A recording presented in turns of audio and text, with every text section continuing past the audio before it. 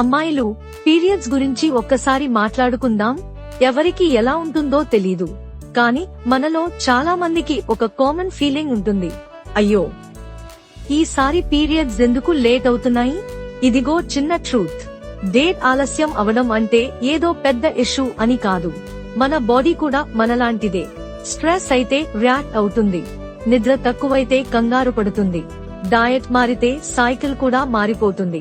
ఎప్పుడైనా ఇలా అనిపించిందా, ఇవాళ రావాలి అనుకున్నా ఇంకా రావట్లేదు కదా?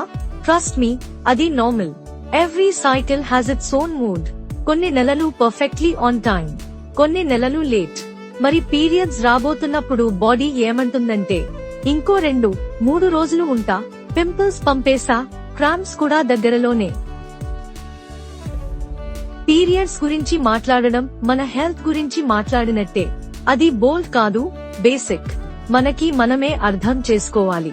అప్పుడప్పుడు సైకిల్ మారినా మన బలం మాత్రం మారదు.